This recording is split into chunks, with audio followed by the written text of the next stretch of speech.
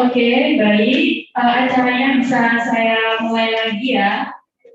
Oke, halo. Oke, bisa kondusif lagi ya. Oke, baik. Selamat pagi menjelang siang, Bapak. Oke, bagaimana Pak kabarnya hari ini? Sehat, alhamdulillah. Oke, teman-teman sekalian, selanjutnya yaitu materi tentang sama hukum acara pidana yang akan disampaikan oleh AKBP Purnawirawan Suroso SH. Mungkin sebelum materinya dimulai, di sini terdapat CV dari Bapak Suroso. Jabatannya dari awal yang pertama kali, kedua KBO, ketiga Wakapolsek, keempat Kasat, kelima Kapolsek, keenam Kabak, dan yang terakhir PLK Advokat Polri, ya Bapak ya. Oke, baik. Langsung saja Bapak mungkin bisa langsung materinya dijelaskan. Terima kasih. Assalamualaikum warahmatullahi wabarakatuh. Selamat siang dan salam sejahtera buat kita sekalian. Yang kami hormati Bapak Ibu, saudara-saudara sekalian, serta PKPA Universitas Wijaya Kusuma yang kami hormati penghormatan asisten dalam ini itu.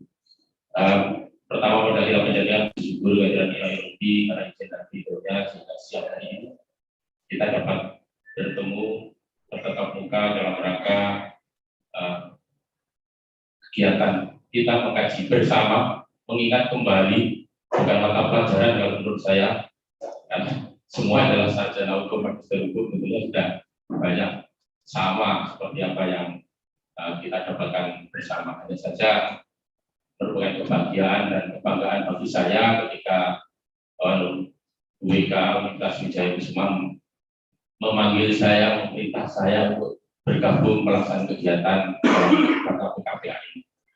Bapak Ibu dan saudara-saudara sekalian, sebelum saya sampaikan materi berkaitan dengan hal-hal yang mungkin perlu dan ada manfaatnya, maka sedikit saya sampaikan hal-hal yang secara pribadi dari saya pribadi. Di dalam penyampaian ini pertama, saya bukan seorang pengajar, karena memang background saya bukan dosen, tapi saya adalah praktisi. Ya, sehari-hari saya di LKPH 45 di Jalan Majen Sukono bergabung dengan Pak Usman Andi Basu, jadi papanya Bu Desi. Yang kedua, saya juga bergabung di sana dikaitkan dengan di organisasi, saya sebagai kepala bidang politik dan hukum di sana, sekaligus saya didapuk di sana di Universitas 45 tapi belum jalan, saya sebagai kepala laboratorium hukum, tapi sampai sekarang masih belum ada realisasi. Tapi saya yang menunggu saja, kalau saya ini yang pasif, kalau memang dibutuhkan monggo, kalau memang tidak harus ingin pensiunan kan begitu ya Pak ya Mas ya. Alhamdulillah, harap bagian bagi saya kegiatan ini merupakan bisa tetap muka ini setidak-tidaknya menghilangkan atau mengurangi, meminimais ikonisasi bagi saya. Jadi kalau orang biasanya kalau sudah tua berpikirnya lemot, jadinya terus pikun. Nah, supaya jangan sampai seperti itu, upaya kami adalah seperti ini. Makanya saya terima kasih sebesar-besarnya kepada Bapak Ibu dan rekan-rekan sekalian, utamanya kepada Universitas Wijaya Kusuma Surabaya. Baik, kita mengingat kembali terkait dengan pengertian hukum acara pidana. Mohon maaf, saya berdiri saja ya. Antum saya kan kebiasaan saya memang ya suradadu gitu ya.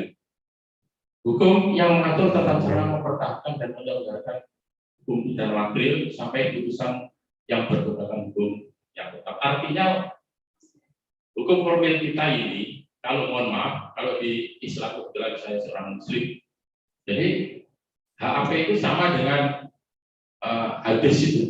Jadi Al-Quran itu tidak bunyi, tidak bisa berjalan tanpa hadis. Makanya KUHP dan undang-undang yang lain pun kalau tidak ada HAP tidak bisa berjalan.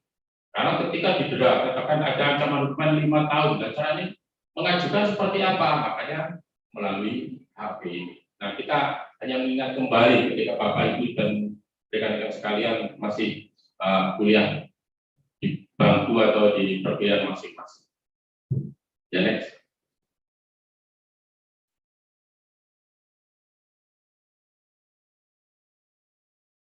Ruang lingkup berlakunya KUHP.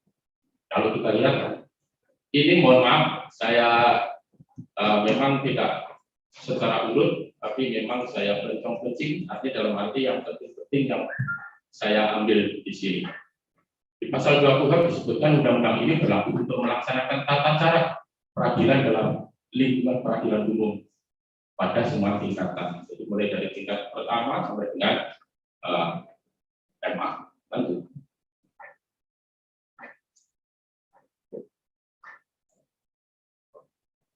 Di sini disebutkan, saya masukkan pentingnya HAP dan norma HAP. Kenapa sangat penting? Memang penting kita pahami.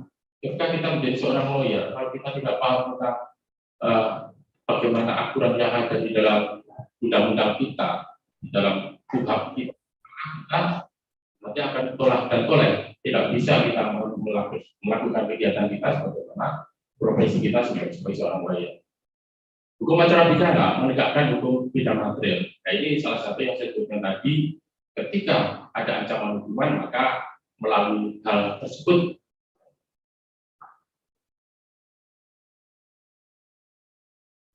yang tadi aja nggak apa-apa. Ya, biar saya jelaskan satu, nanti kalau diputar yang lain. Jadi menegakkan hukum pidana material tentunya di situ wibawanya. Undang-undang katanya di Indonesia ini sebagai hukum itu adalah panglimanya. Kalau hukum formilnya itu tidak melaksanakan dengan baik di dalam kaitannya ini, pelaku-pelaku hukum itu tidak mendasari kaitannya dengan HAP, maka akan terjadi penyimpangan-penyimpangan. Penegakan hukum pidana material di situ penting adalah memahami dengan adanya HP dan norma HP. Laksanakan hukum pidana material jelas. Tadi sudah saya sebutkan bahwa ketika kita melaksanakan membela klien kita dikaitkan dengan karena mendapatkan sangkaan atau menjadi terdakwa pada suatu permasalahan hukum, maka melaksanakan hukum pidana material itu yang akan kita laksanakan untuk antisipasi setidak-tidaknya kalau bisa kita membebaskan, kalau tidak kita meringankan, dan yang penting adalah sesuai dengan aturan hukum yang berlaku. Mempertahankan hukum pidana material, dari sinilah kata-kata mempertahankan itu. Jadi ketika kita berada dalam putaran lain justice system, ada 4 item, ada 4 kelompok, yaitu mulai dari penyidik, penuntut, pemeriksa atau hakim, dan kita adalah penasihat hukum. Maka di situ bagaimana kita mempertahankan hukum material itu dengan baik dan benar? Karena banyak setiap ada tindak pidana atau permasalahan pidana itu ditarik-tarik ke masalah-masalah yang kesana kemari, ada nilai adatnya, ada unsur politiknya, ada unsur yang bahkan materialnya juga ada di sana. Oleh sebab itu, mempertahankan hukum pidana material dengan cara kita melaksanakan formil yang baik itu adalah yang terpenting. Menjadi hukum pidana material, artinya bahwa hukum pidana material yang ada di sini yang dikaitkan dengan apa yang kita lakukan oleh formil ini adalah sangat penting. Norma HAP adalah norma kewenangan. Jadi pelaksanaan tindakan hukum kita sesuai dengan aturan Undang-Undang Nomor 8 Tahun 81 adalah mempunyai norma kewenangan. Kewenangan masing-masing dari yang saya sebutkan tadi. Penyidik kewenangannya apa? Seorang penuntut mempunyai kewenangan yang seperti apa? Hakim bagaimana, dan termasuk kita sebagai seorang penasihat hukum atau kita seorang pendamping itu, maka apa kewenangan kita? Dari norma-norma kewenangan itu penting sekali. Dan norma KUHP adalah norma larangan dan norma batasan. Sama kalau kita lihat di mana-mana, tentu di dalam KUHP mulai dari pasal 1 sampai 569 pasal yang ada di sana, tentunya sebagian besar berisi tentang larangan dan batasan. Lanjut.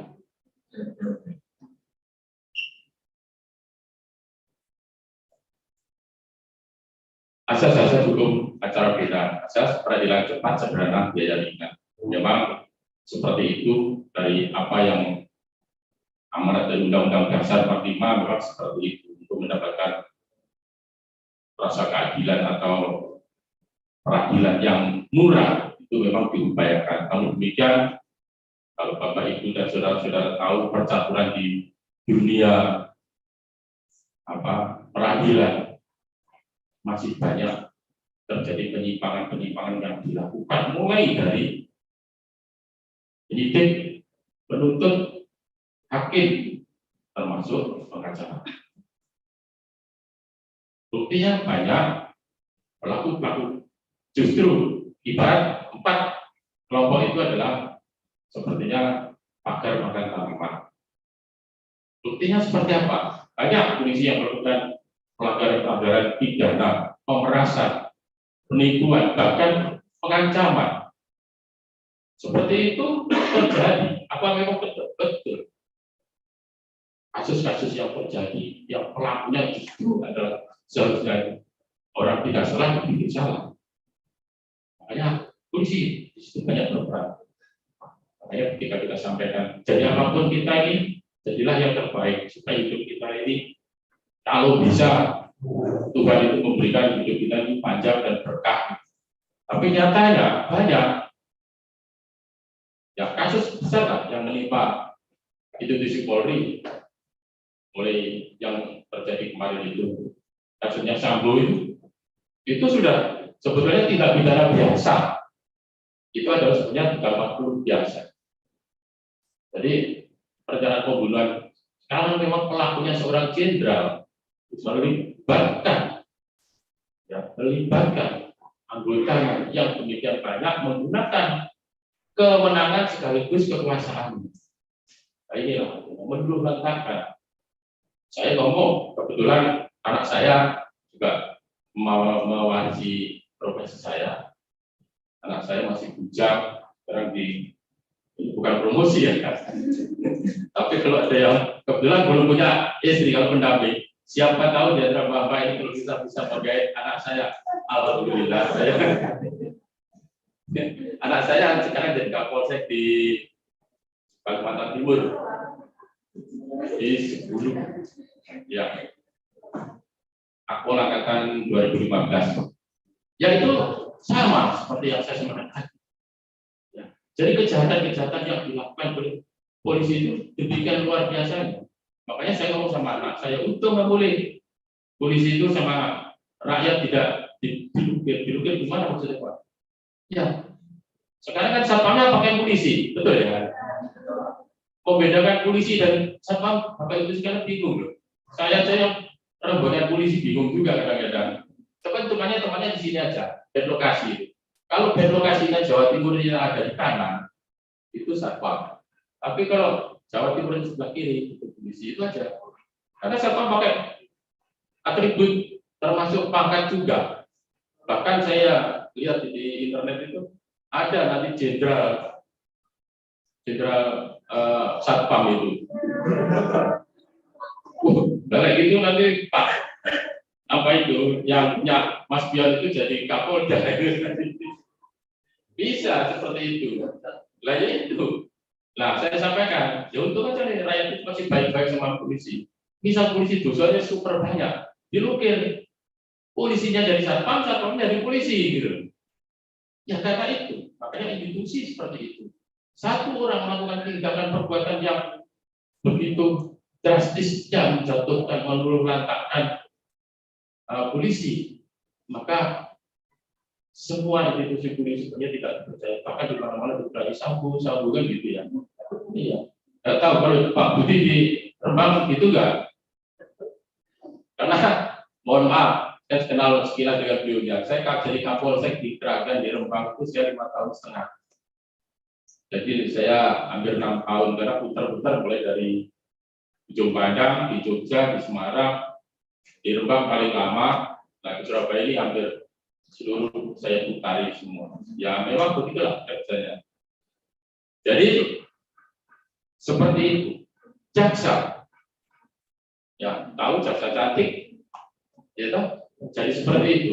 Itu juga tanda tanya, apakah ada konspirasi? Hukumannya sekian, sekarang segini kan gitu. Jaksanya, hakimnya, loh, kepalanya adalah pimpinannya hakim, sama duit hijau juga matanya, toh? Nah akhirnya juga menjadi seperti itu. Bahkan pegawainya pengacara masih mau mengajukan pengen jadi ketua KPK dulu kalau salah ya, malah akhirnya ke jaring sendiri.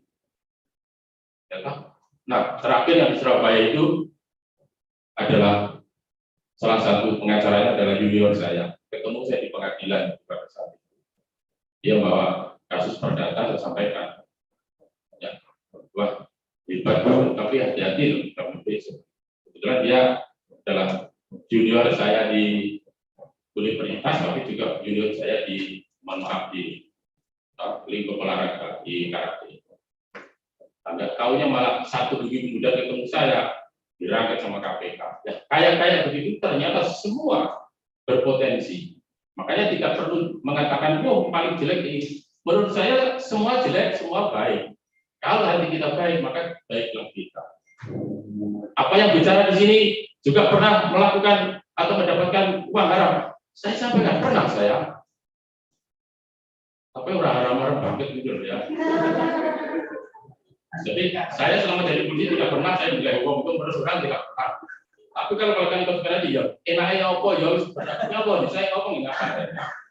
Ya, tapi mereka ketemu saya di jalan masih terima kasih ngejak kopi. Tapi kalau sudah bilang itu jadi belajikan di polisi. Gitu. Nah itulah, karena doanya orang beraniaya itu katanya ya seperti doanya wali, ya hati-hati. Nah, nanti kita kalau jadi pengacara seperti itu, jadilah pendamping orang yang teraniaya dengan baik. Kebetulan, mohon maaf ini kebetulan saya ini dengan Pak Usman yang di LKP 45 itu, terima kasih Pak. Di LKP 45 itu saya di sana hanya menerima klien saya yang pelapor urban. Saya mau menerima atau mendampingi tersangka yang dari awalnya memang terzolimi. Tapi kalau tersangka pure, saya tidak mau menerima. Nah itu salah satu kenapa saya katakan gitu. Berarti kan Pak Suroso itu jadi lawyer nggak temenan. Iya dikatakan nggak temenan bisa, dikatakan temenan nggak bisa. Cuma karena apa? Saya pikir berkuis tua gitu. Aku yang bisa kayak bapak yang pengacara kondang itu terus orang-orang dileboti itu, aku mati di penjara gitu. Nah itu yang saya tidak inginkan. Karena apa? Ketika kita menangani tersangka, hati-hati Bapak Ibu dan saudara sekalian. Permintaannya, nyanyiannya tersangka itu pasti kepingin bebas. Yang kedua, kepingin diringankan. Ketika asalnya dikurangi, ya, ditipiskan dan lain-lain. Oleh sebab itu, kalau kita menjadi seorang pengacara yang baik, ya ikuti aja aturan main sesuai dengan apa yang ada. Apa ada jaminan kalau saya ngomong ini saya lebih baik belum tentu juga. Manusia itu 1 menit ucapan itu bisa bolak-balik. Ya, makanya kita setiap saat berdoa kepada Gusti Allah, juga kepada Tuhan Yang Maha Kuasa agar kita ditunjukkan jalan yang benar kan gitu ya. Lanjut, mohon maaf, tadi sudah saya sampaikan asas peradilan cepat, sederhana dan biaya ringan. Tadi sudah jelas. Belum satu ibu di bawah asas praduga tak bersalah. Ini kalau kita sejarah berdirinya sejarah terbitnya KUHP, mulai dari zamannya Pak Soekarno tahun 45 sampai 50, maka di situ salah satunya adalah ini produknya Orde Lama, praduga tak bersalah. Setiap orang yang ditangkap, disangka, ditahan, dituntut ataupun diperiksa hakim wajib dianggap tidak bersalah sampai ada putusan yang berkekuatan hukum tetap. Jadi memang kalau kita mau sampai inkrah itu susah. Zaman sekarang, jangankan kok yang sudah menjadi status tersangka, belum tersangka itu sudah diomongin gak karuan. Coba Bapak Ibu kalau lihat di internet itu, belum mati sudah diomongin katanya ini sudah mati. Ini baru beberapa tadi saya baca di luar lihat itu, katanya tentang film Manopo itu katanya meninggal dunia. Jadi si nulis ini sopo gitu, coba. Nah itu kan isu gitu ya. Kalau kita lihat sebenarnya kalau itu merugikan, ya Undang-Undang ITE pasal 27 itu masuk syarat 28 bisa seperti itu. Tapi kenyataannya kan sudah kadang lumrah kok enggak males gitu, seperti itu kepada orang-orang yang menulis seperti itu. Padahal itu kalau kita kaitkan dengan ajaran agama di kepercayaan kita masing-masing, itu kan bagian yang berbagai atau hikmah ya. Karena ini merugikan siapapun. Banyak yang seperti itu. Lanjut.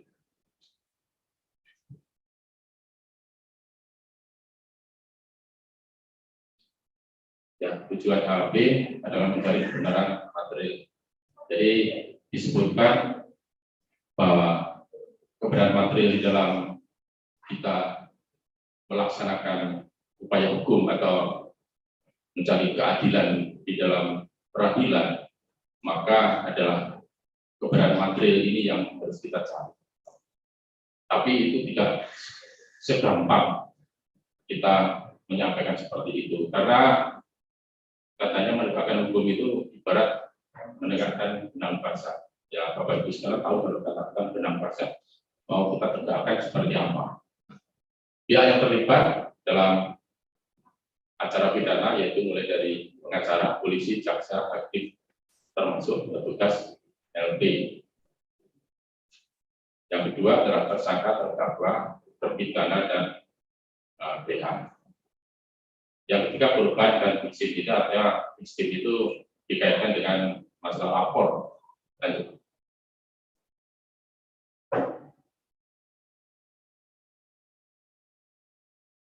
Penyelidik dan penyidik. Penyelidik adalah anggota polisi, pangkat paling rendah sampai dengan jenderal. Itu seperti itu. Pertanyaannya, kenapa penyelidik itu hanya Polri? Memang di dalam undang-undang seperti itu. Historisnya, ketika polisi dulu masih menjadi polisinya Belanda, polisinya Jepang, memang setiap tindakan kegiatan untuk mengungkap suatu perkara itu institusinya hanya polisi. Sampai sekarang pun seperti itu. Karena apa? Semua permasalahan di dalam masyarakat itu adalah masuk ke polisi. Apa betul? Kalau menurut pendapat saya betul. Bahkan saya pun pernah, saya ketika menjadi kanit patroli di, bukan kanit reskrim ya, kanit patroli di kanit Sabara di Polrestabes. Coba, pangkat kapten itu saya disuruh ngambilin sampah di pinggir-pinggir jalan itu, apa pada kaki 5 itu, Bapak Ibu Saudara, ada sampahnya. Pangkat kapten ngambilin sampah itu. Itu satu momentum yang menurut saya belum pernah terjadi di mana-mana, tapi itu pernah saya lakukan. Jadi saya ngambil sampah di pinggir jalan, maksudnya apa? Agar supaya bersih. Pada saat itu Kapolri Tabesnya Pak Adira Harja. Wali kotanya Pak Bambang Bh. Ya, jadi permasalahan yang ada dalam masyarakat, mulai ada orang gila, ada polisi, ada orang mau melahirkan kayak kendaraan, ya polisi, ada orang meninggal kecebur di laut, juga polisi kecebur di kali, terolak juga polisi, ada orang setrum, semua polisi. Nah, permasalahan itulah sehingga kenapa penyelidik itu hanya polisi. Tapi kalau penyidik bukan hanya polisi. Jadi bedanya di situ Bapak Ibu sekalian, ini bukan monopoli, sebetulnya malah berpikir kesel polisi. Ya, saya ini mohon maaf ya, sampai saya ini tidak akrab dengan anak saya, dua anak saya itu, ya karena kegiatan saya. Ketika saya jadi Kapolsek di Sukamanunggal ya, itu kita ini jadi polisi itu bisa tidur 2-3 jam selama 24 jam itu. Betul ini. Jadi tidurnya minim sekali. Kalau mohon maaf kalau Bapak itu sekarang saya sampaikan mohon maaf sebagai perbandingan. Pagi saya sebelum bangun, Bapak Ibu segera bangun, saya sudah ngajak anggota saya subuhan di masjid. Setelah subuhan selesai, saya pulang mandi. Setelah mandi saya ngajak teman anggota saya pos awal lalu lintas itu. Setelah pos awal selesai, maka masuk ke kantor. Setelah di kantor saya rencana harus tandang ke kelompok-kelompok masyarakat, tokoh-tokoh masyarakat yang mulai dari tokoh agama, tokoh masyarakat, tokoh pemuda sampai tokoh, ya, tokoh yang mogok itu kita datangi. Itu setiap hari, Pak. Rencana kegiatan seperti itu, Pak. Selalu seperti itu. Nanti siap, kalau ada rapat kita rapat. Setelah rapat nanti sore, pos sore. Setelah pos sore nanti pulang sampai jam 10. Jam 12 itu kegiatan kita datang lagi ke kantor untuk melakukan operasi. Mulai kalau Surabaya operasi malam itu bukan karena PDW, tapi orang di teko kita ini dukung gitu. Ya, jadi kita coba jam 12 nanti selama 2 jam sampai jam 2 pulang. Sampai di situ nanti pulang lagi ajak anggotanya subuh. Ini betul. Kalau mungkin Bapak Ibu tidak percaya bisa sampaikan dibandingkan omongan Suroso benar nggak? Tanyakan sama Kapolsek yang era pada saat saya. Saya melakukan seperti itu, bahkan makanya ketika saya 5 tahun saya di kelompok advokat itu saya enjoy betul. Kantor saya pengadilan Bapak Ibu sekalian. Karena setiap hari saya di pengadilan, apel pagi cuma apel pakaian biasa, pakaian safari, habis itu saya di pengadilan. Nanti jam 1, jam 2, kalau sidang untuk kadang-kadang juga gitu. Nanti Bapak Ibu sekalian kalau misalnya ada sidang-sidang, jangan kaget. Undangannya jam 9, tapi nanti sidang buka jam 3, biasa ya kayak gitu. Jadi sampai kita menuntut ya seperti itu. Mau protes sama siapa? Mereka diprotesi juga nggak mau kok. Ya, tapi kalau Bapak sekalian mungkin ke kantor polisi, ya, diundang penyidik jam 10 tidak hadir, kita protes, ditanggapi, bahkan propam akan turun. Tapi kalau di pengadilan, sobo, nggak ada. Nah, mungkin teman-temannya yang barangkali Bapak Ibu ini sudah pernah magang seperti itu, sangat tahu. Jadi di pengadilan seperti itu. Bukan saya menjelekkan tidak ya, ini tapi fakta karena saya pernah mengikuti selama 5 tahun setengah saya berada di Polrestabes, bahkan saya kelompok advokat Polda itu 1 tahun setengah saya juga bertemu. Sama di daerah juga begitu. Saya ke pengadilan 4 bulan di Kepanjen, perdata saya 4 bulan di sana. Ini seperti itu Bapak Saudara. Jam 9 undangannya seperti itu. Tapi jam 1 baru dibuka. Alasannya karena apa? Ya melayani banyak orang. Masuk akal juga itu. Karena ahlinya cuma hakim. Digantikan yang lain ya orang film orang lain. Ya itu.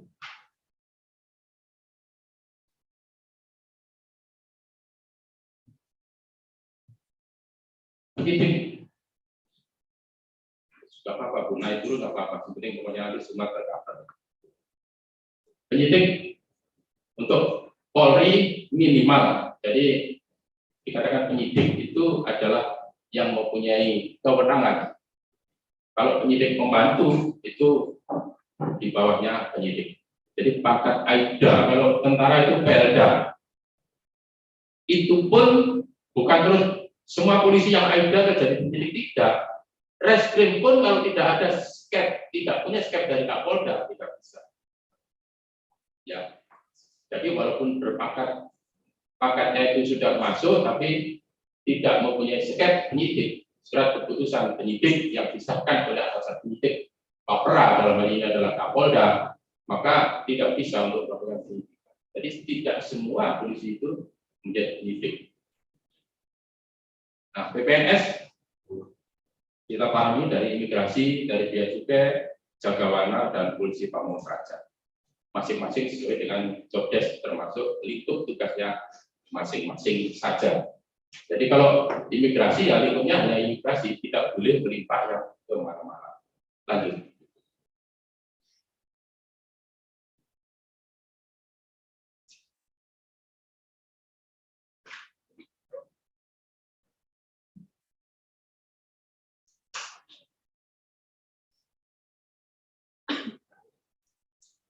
Ya, alur penanganan perkara pidana. Jadi loh, tindak pidana itu bisa ditangani setidaknya pertama adanya laporan. Jadi setiap orang mempunyai hak dan kewajiban berdasarkan undang-undang untuk melaporkan.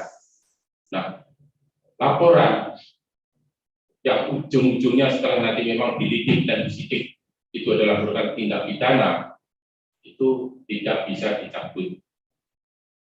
Kalau pengaduan, ya itu disampaikan oleh mereka yang merasa terugikan, dirugikan, dan itu ada tanda kutip garis bawah bisa dicabut sampai dengan apabila sidang belum dibuka.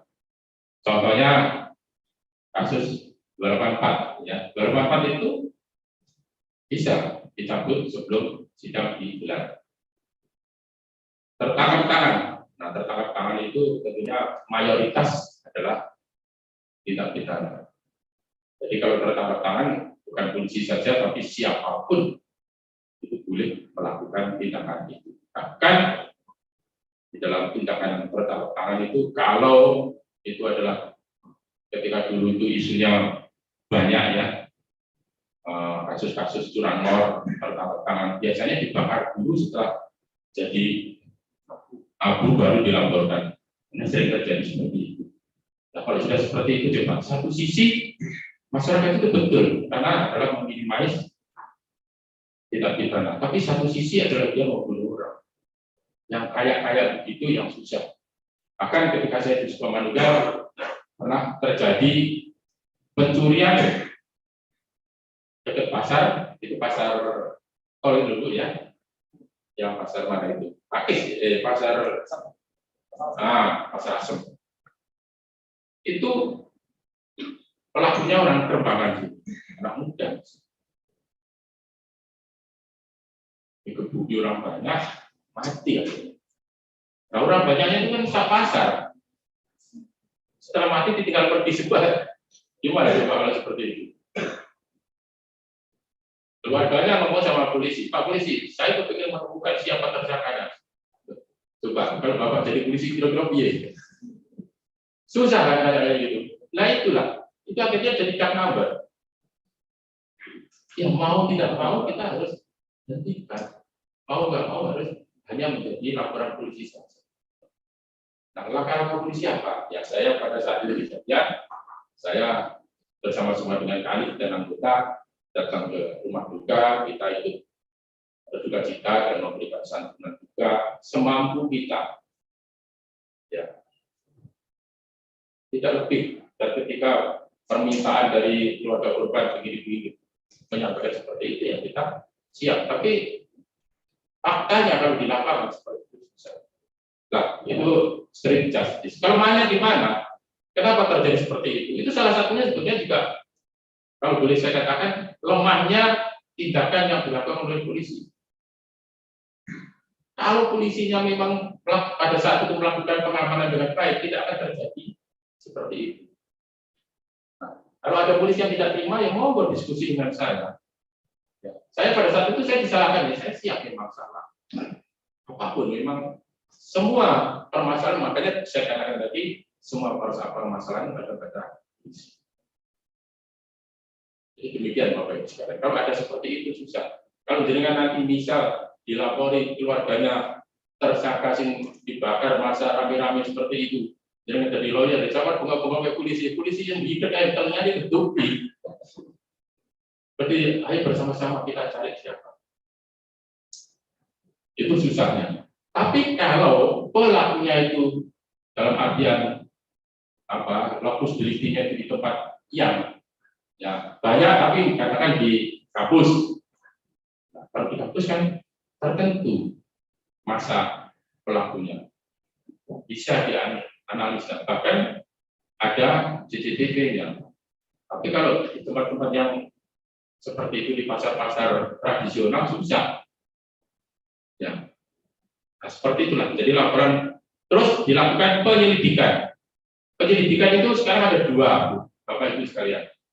Sebelum naik menjadi penyidikan, maka dilakukan penyelidikan.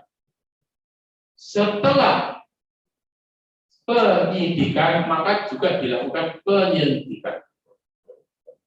Itulah tindakan penyidik sekarang, antisipasi terhadap hal-hal yang agar bisa mengungkap dengan benar perbuatan material itu betul-betul terjadi, itu maka penyelidikan sampai 2 kali sebelum naik menjadi penyidikan dan setelah dinaikkan status ke penyidikan. Bahkan di dalam gelar perkara, ya gelar perkara ini menurut Perkap nomor 12 tahun 2009 itu ada 3 kali, Bapak Ibu sekalian. Jadi ketika mendapatkan perkara, nanti ditentukan penyidiknya siapa, maka digelar perkara. Biasanya dulu, tapi sekarang saya tidak tahu ya. Kalau dulu para pihak diundang. Jadi pihak pelapor juga diundang, pihak terlapor diundang, maka kita mendapatkan informasi. Itu salah satu tindakan penyidikan secara terbuka seperti itu. Nah, ini sebagai bahan masukan termasuk apa alat bukti sesuai pasal 184 ayat 1 itu. Nah, apakah ada kemungkinan bahwa itu memang bisa dinaikkan menjadi penyidikan? Apakah betul yang menjadi perkara pidana? Karena pada saat sekarang pidana dan perdata itu sekarang tipis-tipis sekali, Bapak Ibu sekalian. Bahkan kasus perdata yang naik menjadi pidana sekarang banyak. Makanya hati-hati ya Bapak Ibu sekalian, ketika nanti menerima kuasa dari klien, dipelajari betul, biasakan, mohon maaf, ketika mendapatkan itu maka gelar perkara dulu. Para pihak diundang ngomong sedetail-detailnya. Kalau perlu, mohon maaf, kalau perlu, kayak mau tukaran itu, ya supaya jelas. Karena yang saya mendampingi itu adalah termasuk apa? Harga diri kita sebagai seorang profesi. Kalau bisa, sekali melangkah itu pantang kalah kita ini. Ya, jadi jangan sampai nanti begitu di tengah perjalanan kita ini KO dan kita perdata. Berarti kualitas kita ini kurang teruji. Tapi ya itu bagian daripada pengalaman. Tapi sebaiknya kalau kita mendapatkan pengalaman yang baik. Ya, jadi penyidikan seperti itu.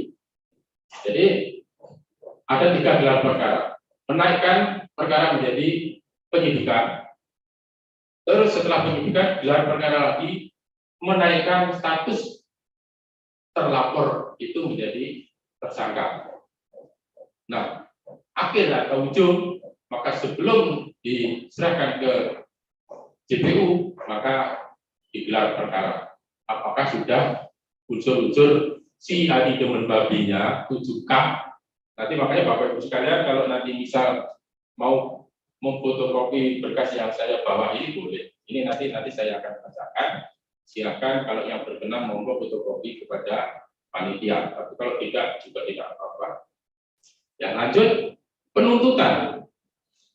Jadi berkas dinyatakan P21 lengkap sempurna, barulah nanti diajukan kepada JPU. Nah, nanti ada 3 ketentuan yang harus diserahkan penyidik kepada JPU. Pertama adalah berkas perkara, yang kedua adalah barang bukti, yang ketiga adalah tersangka.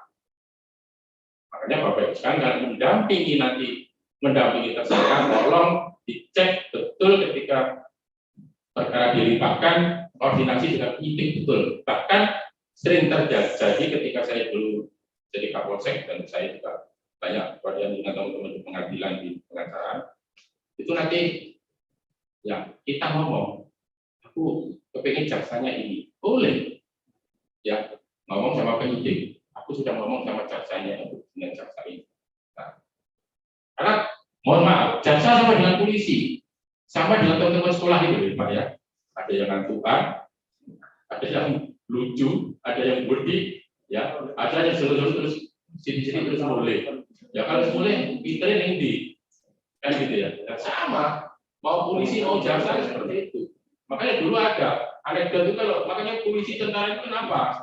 Kalau disenangi tukaran, kenapa? Begitu anaknya dua anak nakal itu sepatutnya tentara, sepatutnya buat polisi. Makanya begitu jadi tentara jadi polisi opini tukaran.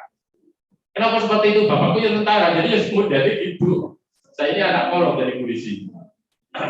Ya. Jadi kalau pada saat penuntutan nanti bapak itu sekali boleh koordinasi dengan penyidik dulu, dengan penuntut dulu. Pak, saya punya ini, ya wes aku jaksa. Nah nanti koordinasinya penyidik.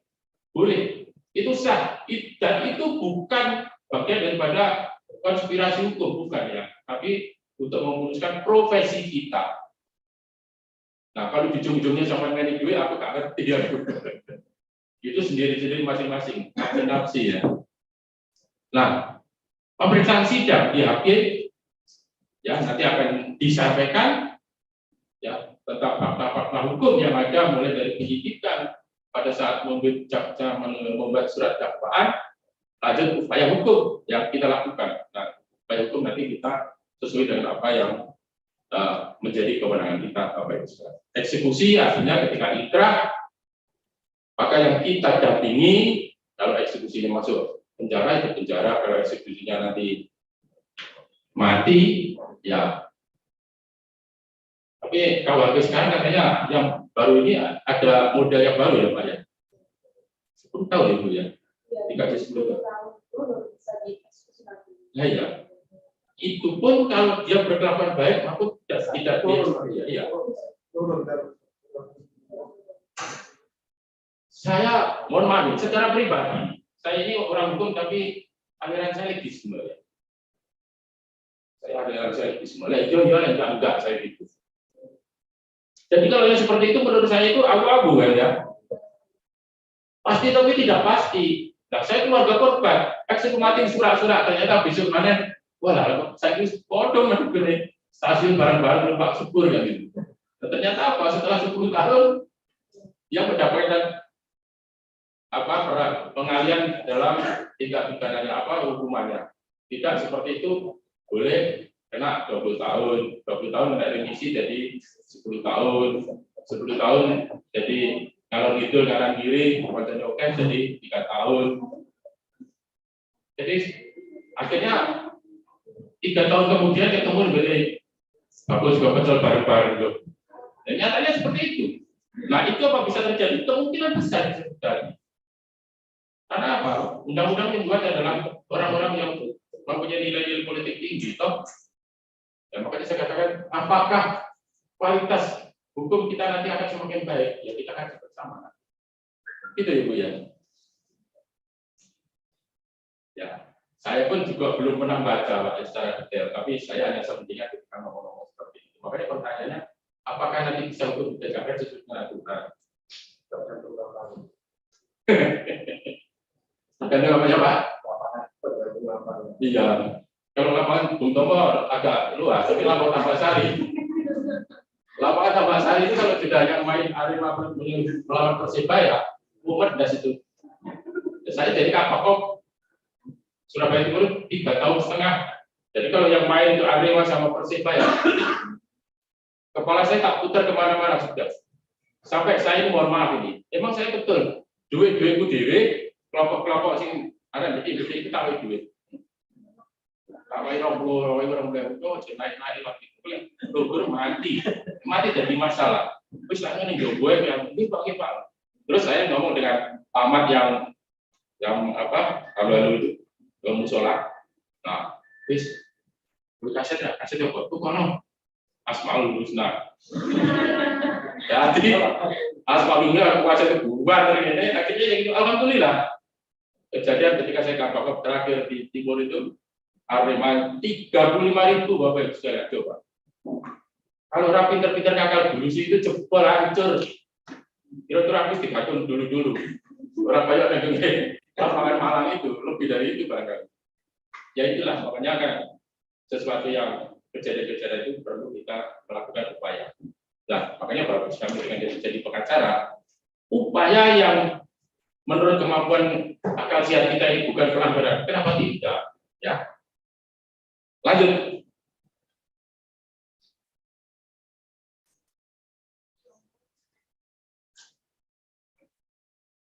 Bapak sekalian, mohon maaf ya, karena saya memang bukan seorang pendidik, bukan guru. Kalau di dalam saya menyajikan itu ada banyak hal yang kurang. Kalau memang nanti kita sesi pertanyaan, silakan ditanyakan. Ya, saya terbuka karena memang kalau saya tidak bisa menjawab, maka insya Allah akan saya kirimkan melalui WK. Jadi saya tidak mengatakan kalau saya mesti bisa, saya tidak menjamin. Bukan dalam hal ini saya takut tidak.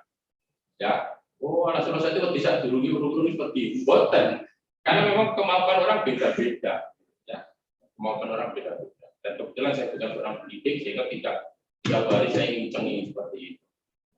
Berita acara pemeriksaan saksi.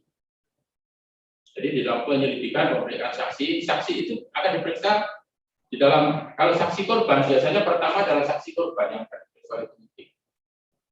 Setelah saksi korban, maka saksi yang lain. Jadi saksi yang mengalami, saksi yang melihat, saksi yang mendengar. 3 item itu akan didalami sesuai dengan tugas seorang penyidik, sesuai dengan Undang-Undang Nomor 8 Tahun 81, Pasal 1, Angka 2 kalau nggak salah ya. Penyidikan adalah serangkaian tindakan penyidik untuk mengumpulkan dan menemukan siapa tersangkanya. Nah, tersangka ini seperti itu juga. Nah, yang nanti biasanya kita sebagai pendamping itu adalah kalau kita punya klien tersangka. Tapi kalau korban bisa, tapi jarang-jarang dibutuhkan. Karena korban ini biasanya pertanyaannya datar-datar saja. Tapi kalau tersangka, maka penyidik itu akan menanyakan minimal 15 pertanyaan si adik demun babi itu terpenuhi. Jadi tujukan siapa temanmu, siapa pelakunya, siapa dan apa yang terjadi, kejadian apa ini dan lain. Jadi kalau bisa 1 dari 7 itu katakan 3, itu sudah 21. Kalau itu mungkin 5, maka 5 kali 7 35 pertanyaan. Jadi si Adi di mana? Dengan apa? Nanti semua. Ya. Mengapa dilakukan? Mengapa tidak ada temannya? Mengapa temannya banyak? Mengapa kok di tempat sini? Mengapa lain? Semua nanti dirangkai. Bila mana kapan? Ya, waktu. Jadi biasanya kuncinya kalau penyidik itu si Adi berbagi. Ya. Karena saya mohon maaf 8,5 tahun saya jadi penyidik, sehingga hukum cuma itu saja. Nah, pertanyaannya seperti itu, tapi di dalam menyampaikan pendampingan terhadap tersangka, apa itu kan harap sabar. Kenapa saya katakan itu? Diperiksa jam 10 pagi, tapi biasanya pulangnya jam 10 malam. Pertanyaannya cuma itu saja, tapi nanti akan ditanyakan di sini, bahwa sini ditanyakan di sini, seperti itu. Secara psikologis kalau nanti tersangka itu lelah, maka dia akan menyampaikan itu saja, kayak jalan hospital. Nah itu kan dia pakai. Nah dari situlah, makanya biasanya penyidik itu melakukan beberapa kali. Ya setelah itu rada dikunci tak omong dengan. Tapi ini pengetahuan dan itu bisa dari siapapun. Tapi layaknya seperti itu. Kalau dulu waktu dikerahkan Pak Budi ya waktu namanya. Ya. Waktu dikerahkan saya sih zaman jahiliyah. Ya. Zaman jahiliyah Bapak Ibu sekalian. Ya tahu kalau zaman jahiliyah itu seperti apa. Pendidikan saya 93 itu pendidikan jahiliyah. Jadi kalau namanya dihidungi wong itu sesuatu yang biasa di zaman dulu ya. Ya, Pendidikan itu gitu, dia pendidikan polisi begitu masuk si hormat, udah ngerti kamu sekolah apa dijotos sih, begitu dijotos sih, kamu dari mana? Dari Surabaya, Pak. Surabaya mana? Siapa nama saya coba? Kenal dulu, temu belum tahu ditulis ini. Siapa nama saya? Coba buat sekarang tahu. Jadi saya tak bilang kami nggak ngerti cenderung ini. Habis itu kamu apatis dadas gitu. Nyungsep dulu baru mandi, baru berdiri lagi. Sama jadinya seperti itu. Makanya kenapa pendidikan polisi itu dirubah. Nah, akibatnya apa? Pendidikan itu seperti itu Bapak Ibu sekalian. Ya, secara tidak langsung melakukan pendidikan yang keras jadikan seperti itu. Bahkan apa masih ada? Ada sekarang. Walaupun tertutup masih ada. Nyatanya tahun apel 9 itu pecat semua, termasuk anaknya Kabar Brimob, ya. Anaknya jenderal dikeluarkan juga, pecat juga. Itu juniornya anak saya. Pada saat kejadian anak saya juga gitu. Anak saya dari awal sudah tak doktrin sama sekali, jangan sampai. Tapi dia karena Jatim yang ngemaling ke anak Madura, Taruna juniornya Madura, nah sama teman-temannya yang Jatim dibimbingi gitu. Dibimbingi anak saya ngomong-ngomong dengan saya penting apa? Katanya di sana teriak-teriak, nah ternyata apa? Anak itu dibimbingi, ya itu tadi. Untuk anak itu kepada saya ngomong-ngomong dengan saya. Jadi dia di pintu gitu. Tapi dia tahu. Akhirnya kena anak saya tidak dihukum. Tapi pakai PDL saja. Yang lain apa? Tinggal. Kalau tinggal itu tinggal 3 ya udah. Hari ini besok baru naik tahun depan. Coba yang kayak gitu apa ada? Saya ngomong belak-belakan Bapak Ibu sekalian. Jadi saya pernah mengalami, anak saya juga pernah mengalami sampaikan gitu. Artinya apa?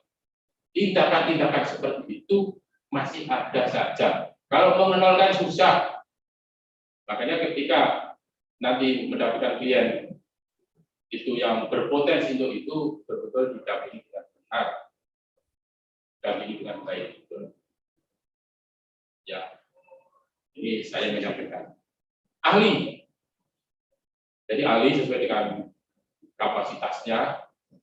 Jadi ahli di dalam ahli apanya? Bahasa ya bahasa. Kalau ahli bahasa nanti menghadirkan Bapak Ibu sekalian. Ini Surabaya semua ya? Ya, Surabaya nanti dipahami. Kalau cari di kampus yang ahli bahasa itu biasanya kalau dulu sering itu dari UNESCA. Di sini ada ahli bahasa yang dari sini. Belum ada ya. Saya dulu, kalau dulu yang ahli hukum kalau ahli sering-sering Bara, Pak Solehdin. Nah, saya advokat polisi, kira-kira yang serutin, bukan sidang sering saya. Kalau saya minta NU, ya, LO, legal opinion itu ke Pak Basuki, Prof. Nur Basuki, ya itu sering sana. Tapi kalau berat itu cari di UGM. Nah, pengetahuan jenengan kaitannya dengan seperti itu, jaringan harus membuat jaringan. Kalau ingin jadi seorang pengacara yang dikenal dan terkenal, maka seperti itu. Tapi kalau saya nggak perlu, karena aku itu tadi, aku itu pengacara kacangan saya ini, kan gitu. Tapi kalau jenengan masih muda, ya wajib seperti itu. Kalau saya memang sudah tua, nggak perlu seperti itu. Aku generasi pun untuk banget itu saja, makanya saya gunakan. Nah, jadi harus punya jaringan siapa ahli bahasa siapa, ahli perbankan siapa. Dengan wajib mencari. Jadi kalau misalnya ada pertanyaan permintaan dari klien, kita ini nggak sopo-sopo begitu. Walaupun saya ini kuper, saya tahu semua, tapi saya sampaikan seperti itu. Ya, saya seperti Prof. Dari saya juga punya nomor teleponnya. Yang di UGM itu Pak, ya Prof. Deris, orang Ambon itu bagus, analisa hukumnya bagus. Makanya kalau kita lihat tadi seperti apa kualitas tindak pidana yang dilakukan oleh klien kita seperti apa. Nah, seperti yang saya sebutkan tadi. Jadi kalau nanti misal mendapatkan seperti itu, pilih, ya amankan. Memang kita kalau bisa, klien kita harus bebas. Itu namanya sumpah kita. Tapi bukan bebas dalam artian mengandung yang negatif, loh Pak ya. Tapi bebas memang sesuai dengan kemampuan pola pikir kita di dalam narasi hukum, di dalam rasio legis kita, logika hukum kita masuk ini. Lanjut. Upaya paksa belum? Upaya paksa. Jadi upaya paksa itu termasuk ini ranah pra peradilan, ya, pasal 77 sampai 83 kalau nggak salah. Itu kabuhan geledah. Nah, sekarang ditambah penetapan tersangka. Putusan MK sudah ada, penetapan tersangka itu juga menjadi materi pra peradilan. Sebetulnya itu adalah masuk ke ranah pokok perkara, tapi kenyataannya di MK dikabulkan. Jadi kalau pra peradilan itu adalah peradilan yang masih pra, belum adanya peradilan betul. Ya kayaknya masih boleh dikatakan semu kan ya gitu. Lanjut.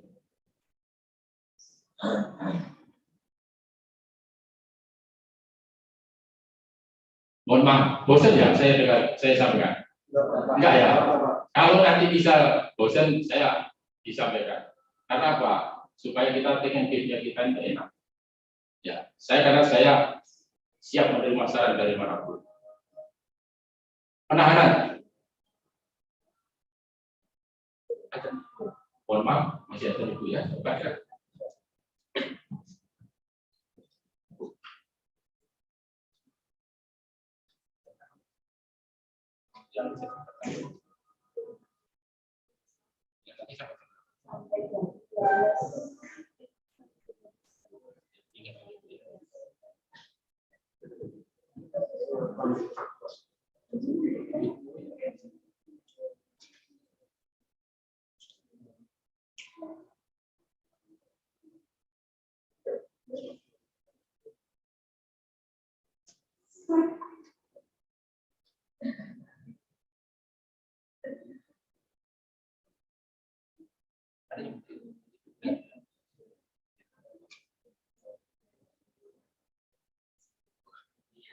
Saya sama saya gawe terus saya upload apa nggak dulu lupa apa saya itu kalau sekarang beres.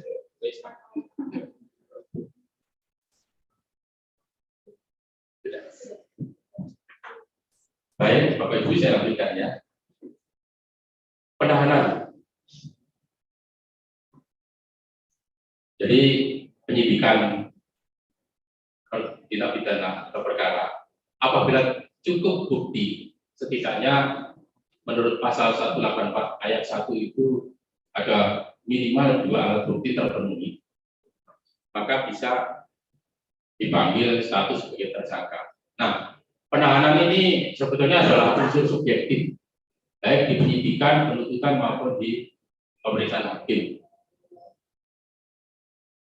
Kalau unsurnya saya katakan subjektif penahanan, karena dikhawatirkan melarikan diri, mengulangi kembali atau merusak barang bukti. Nah, di situ maka penyidik, katakan ranah penyidikan dulu ya, maka penyidik akan melakukan penahanan dengan syarat ancaman hukumnya 5 tahun ke atas. Yang pertama, yang kedua, sesuai KUHP pasal 21 ayat 4, walaupun hanya 9 bulan, tapi kalau di situ tertera contohnya pasal 335 ada di situ, maka bisa ditahan. Makanya di situ menjadi domainnya penyidik, kata-katanya dapat. Jadi tidak harus ditahan. Tapi kita ditahan ya, ini hanya 9 bulan, hanya 1 tahun, ancamannya kenapa kok bisa ditahan? Ya, karena memahami merujuk pada pasal 21 ayat 4. yang saya sebutkan tadi. Memenuhi unsur objektif dan subjektif. Ya, jadi sudah jelas objektifnya seperti apa, subjektifnya seperti apa. Dari sisi tindakan perbuatan maupun fakta-fakta hukumnya.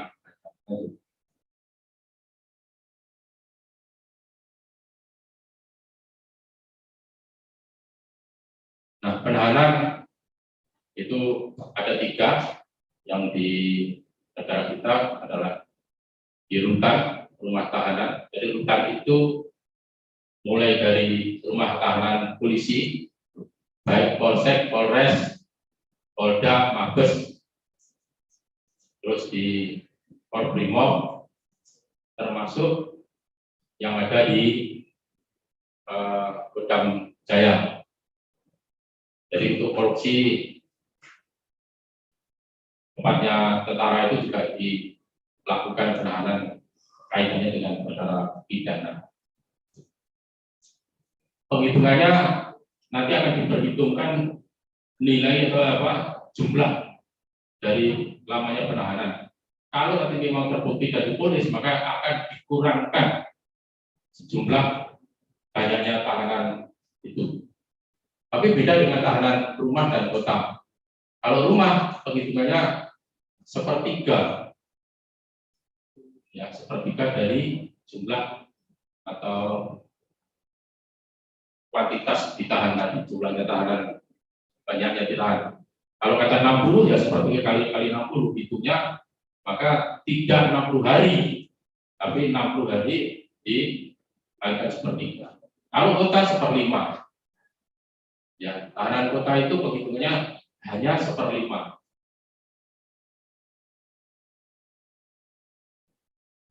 Terus ada kata-kata penangguhan, pengalian, dan pembantaran.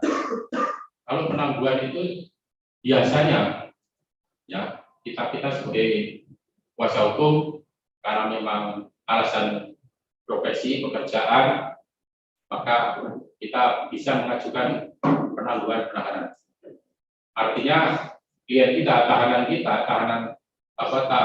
klien kita yang menjadi tahanan itu dikeluarkan. Nah, nanti penghitungannya hanya pada saat setelah vonis berat. Sehingga penangguhan penahanan seperti itu. Nah, penangguhan penahanan itu biasanya seperti yang saya sampaikan. Bahkan ini pengalaman saya lagi. Mohon maaf kalau saya menyampaikan pengalaman sangat bosan. Ketika saya ada pengalaman seorang pelaku 378 punya KTP-nya 3. Jadi punya KTP Jakarta, lahir di Jakarta, punya KTP di Semarang, punya KTP di Surabaya. Gila kan? Nah, berapa nilai yang itu? 1,5 M. Nah, ketika pihaknya datang dari Jakarta, kebetulan Batak, yang ngomong ke saya banyak, dia mau penangguhannya penahanan. Saya pernah di Kalimantan itu pernah orang, aku tidak mau orang, saya bilang gitu. Loh, ini undang-undang bisa mengatakan orang bisa, boleh ya Pak ya? Aku tapi ini subjektif, tersalah saya, tergantung saya. Jadi kalau nilainya yang ada jaminkan itu adalah 1,5, monggo. Jadi 1,5 M yang merugikan kepada orang itu, maka silakan saya tanda tangani pengajuan itu. Tapi kalau tidak, saya tidak mau. Apa akibatnya? Saya dilaporkan ke Polda, ke Propam Polda. Dikirain saya meras dia. Ya, dan Propam silakan datang. Kebetulan dulu juga mantan Kapolsek di Polda Jawa. Orang Batak juga kebetulan ngomong-ngomong dengan saya. Bang, gini sampaikan. Loh, datang aja ke sini, ngomong aja. Kalau itu kuasa hukumnya suruh datang ke saya. Pernahkah saya minta supaya penangguhan penahanan dilakukan oleh kita? Dalam artian uang ditahan polisi? Tidak. Ya langsung kirim, serahkan di panitera pengadilan. Nanti kalau undang sudah selesai, ambil sendiri.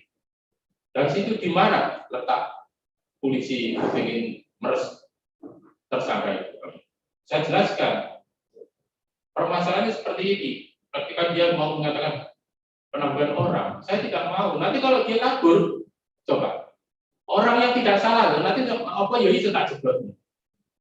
Gak masuk akal, nggak bisa saya nggak mau. Makanya ketika nanti kalau dia kabur uang 1,5, nanti kan jaminan masuk ke kas negara kan gitu. Setidak-tidaknya nanti korban tahu bahwa nah ini jaminan itu menjadi uang yang sah, menjadi uang negara. Nah nanti Bapak Ibu sekalian, apabila nanti menjadi seorang PH-nya kasus seperti itu, hati-hati. Ya, maka saya sampaikan ketika saya menjabat Kapolsek Sukamahi, saya jelaskan seperti itu. Lanjut, pengalian, penangguhan jelas, pengalian. Jadi pengalian itu pengalian tahanan dari rutan ke rumah, dari rumah ke kota. Nah, pertimbangan apa? Nanti kalau Bapak Ibu sekalian membuat pertimbangan kepada pejabat dalam arti Kapolsek, Kapolres, atau Kapolda, pertimbangan supaya logis. Jadi saya minta dari rutan ke tahanan kota, mengingat dan menimbang ini. Jadi supaya semuanya jelas, sehingga pengajuan kita akan di ACC atau direstui. Tapi kalau kita ini hanya menggunakan dasar pokoknya, ya susah. Ya. Nah, pembatalan biasanya sakit. Kalau dibantar, ketika dia sakit, maka dibantar ke rumah sakit. Nah, selama di rumah sakit itu tidak dihitung tahanan, Bapak Ibu sekalian ya. Jadi kalau dari rutan, tahu-tahu dia mohon maaf biasanya katakan sakit diabetes, terus ke rumah sakit 1 bulan, itu tidak dianggap ditahan, tapi itu dinolkan, bukan tahanan. Demikian, lanjut.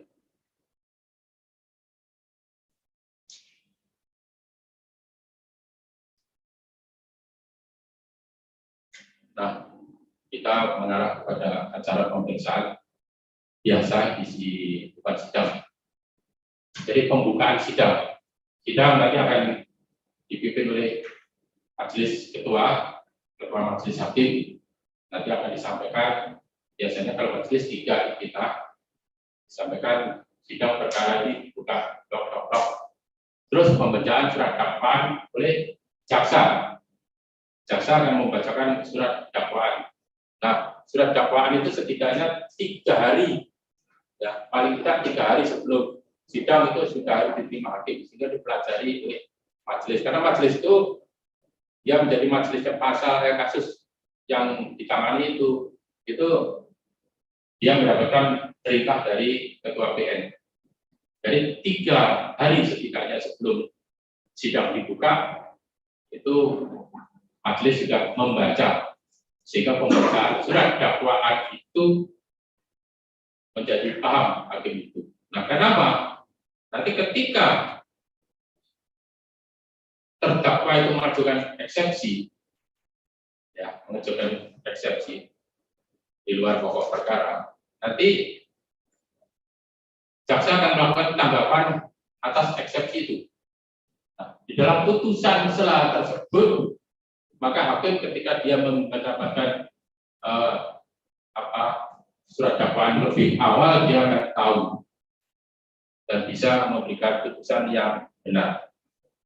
Putusan sela, lanjut setelah putusan sela nanti ditolak, seperti kasusnya Sambo kemarin, itu kan ditolak ya Pak ya. Begitu ditolak, maka dilakukan pemeriksaan barang bukti, saksi dan ahli.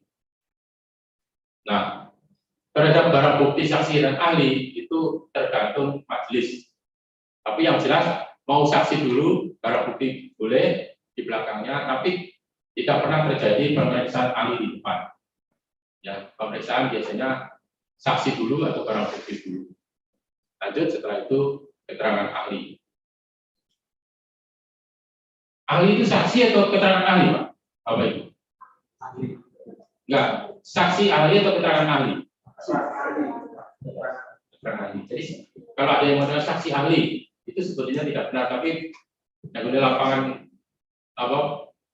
percaturan di dunia persilakan seperti itu Pak ya. Kalau kita ngomong di model saksi ahli, Jangan, oh itu tuh salah, nggak usah terlalu dimasalahkan. Maksudnya pokoknya ya itu gitu ya. Tapi ini di dalam undang-undang bukan saksi ahli tapi keterangan ahli.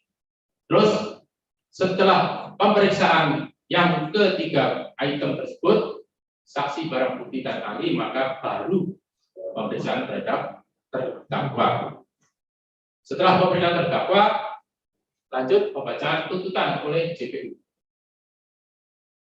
JPU membuat tuntutan juga menanggapi mulai dari awal, ketika pembacaan surat dakwaan, eksepsi, tanggapan eksepsi, dan semua itu dikompulir, maka di situ dia membuat tuntutan.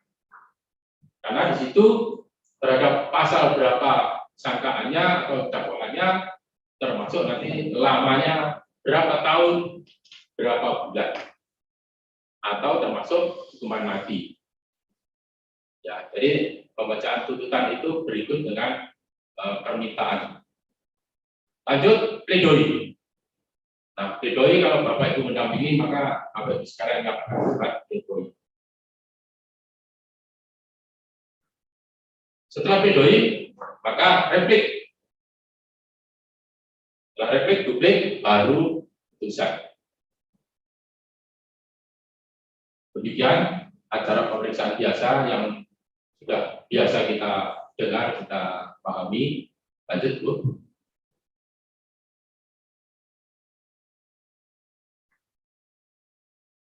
Nah, eksepsi beratas atas sidang dalam perkara pidana. Kompetensi tidak dapat terima, batal demi hukum. Ini artinya bahwa kita membuat eksepsi. Pijakan kita salah satunya setidaknya adalah 3 itu.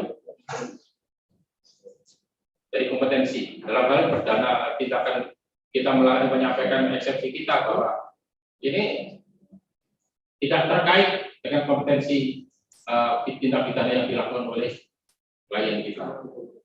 Tidak dapat terima, mengingat dan menimpang. Batal demi hukum. Kenapa batal demi hukum? Barangkali karena membutuhkan tindak pidana atau perdata atau kurang atau tidak ada barang bukti sebagaimana yang yang kemarin kita sampaikan. Nah, ketika diterima, ya, jadi eksepsi kita diterima, maka karena alasannya tidak berwenang, nah mungkin pengadilan perdata atau agama sehingga dikatakan tidak berwenang. Lepas dari segala tuntutan hukum.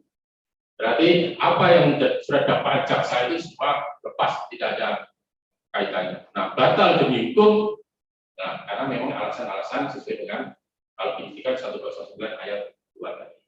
Lanjut.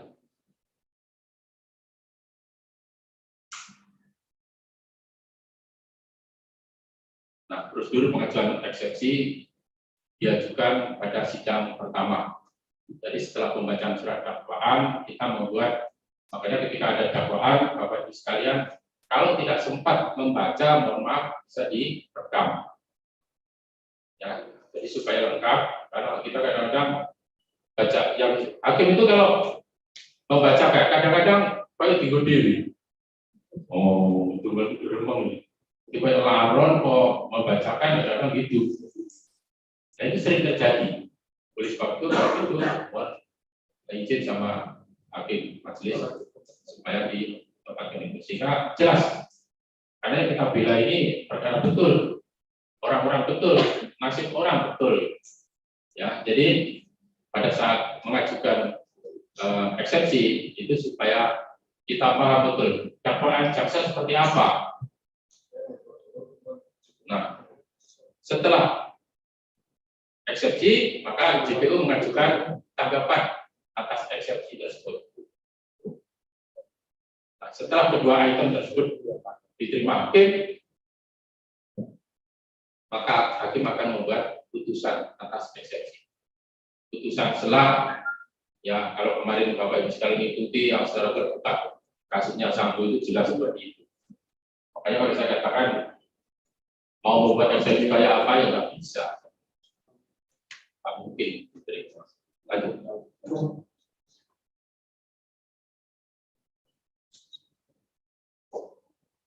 Ya, pemeriksaan saksi. prinsip-prinsip kewajiban memberikan kesaksian.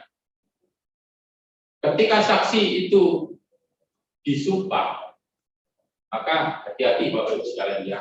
Kalau nanti kita mengajukan saksi yang cacat, atau saksi kalau kita saksi kita pelapor atau saksi terlapor atau tersangka terdakwa, hati-hati. Saksi itu kalau tidak sesuai, ingatkan kepada klien kita. Karena nomor 2 ya. Jadi menyampaikan keterangan di hadapan majelis yang sudah disumpah ternyata palsu, maka ancamannya tidak ringan, 7 tahun. Hati-hati, makanya disampaikan kepada klien kita atau orang yang diajukan oleh klien kita ini sebagai saksi, diingatkan betul tak? Betul tak? Karena apa? Menyangkut nasib orang. Saksi itu cuma ngomong, tapi ngomongnya nggak jelas, ngomong mencuci, ngakusi. Nah, akhirnya berakibat untung kepada yang bersangkutan.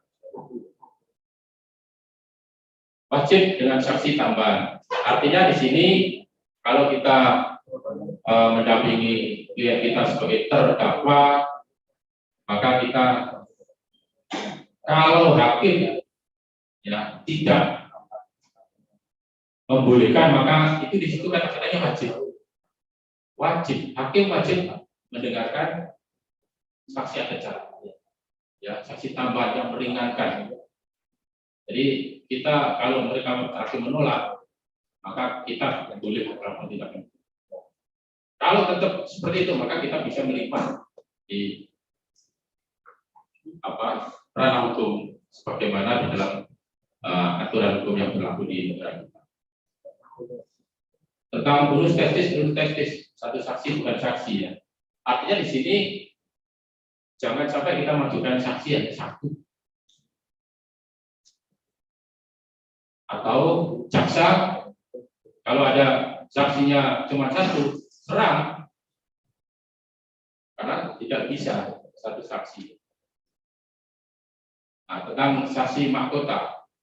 Saksi mahkota itu di dalam KUHP sebetulnya tidak ada, tapi itu juga bisa dimaklumi untuk membedakan bahwa saksi mahkota itu ketika seperti raja dikasih mahkota, saat-saat dia menjadi tersangka, tapi ketika menjadi saksi dia akan menjadi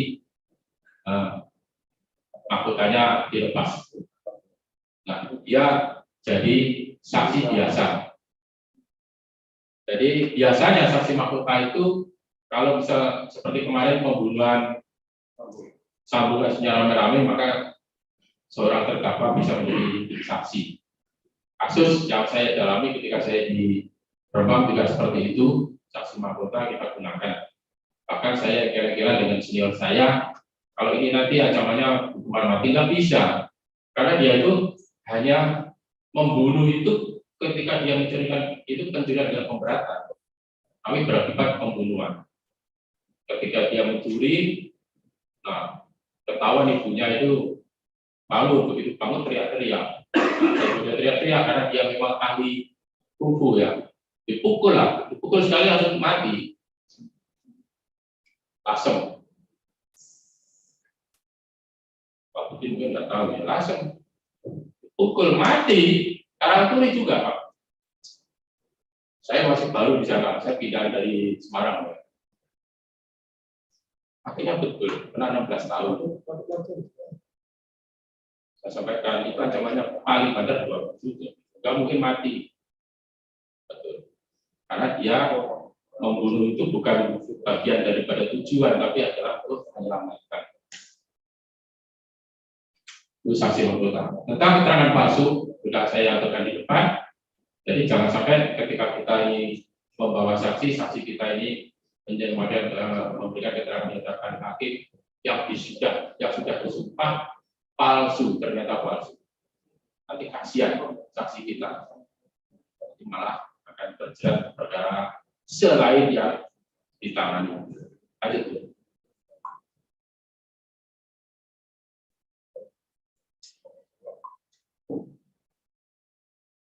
Nah, memberikan saksi atau keterangan ahli sudah kita pahami bersama, saksi ahli atau keterangan ahli. Nah, sesuai dengan perkara yang kita tangani, kalau nanti berkaitan dengan masalah bahasa, maka juga kita meminta atau mendatangkan ahli bahasa. Kalau ahli pidana, maka kita pidana. Tapi kalau ahli perbankan, maka juga kita harus mencari ahli perbankan. Jadi sesuai dengan apa perkara yang sedang kita tangani. Wajib mengangkat sumpah, artinya di sini bahwa seorang ahli itu juga punya kewajiban untuk mengangkat sumpah sesuai dengan profesinya, keahliannya. Ya. Jangan sampai salah, karena seorang ahli itu dalam bidangnya. Saya pernah juga dapat lawan ahli seperti itu, ternyata ya saya dulu salah satu universitas negeri yang ada di Jawa Timur. 2 dokter tak geber kabur, ya betul ini mohon maaf ya. Makanya tidak perlu kita takut sama profesor dokter, nggak perlu takut. Walaupun kita katakan sarjana hukum sendiri dari luar negeri, S1 swasta maksudnya ya, dari luar negeri. Kalau Universitas Merdeka itu kan luar negeri kan, di luar negeri maksudnya. Nah, tidak perlu takut. Kita jebolan universitas manapun, asalkan kita mau belajar, ya, yakin kita akan mampu berhadapan dengan siapapun. Jadi saya sampaikan tadi ahli dokter 2 universitas ternama di Jawa Timur ini langsung kabur. Betul, ini saya mohon maaf, bukan saya arogan tidak, tapi menyampaikan kepada Bapak Ibu sekalian bahwa sebenarnya pendidikan itu juga penting, namun bukan tidak semuanya menjadi penting.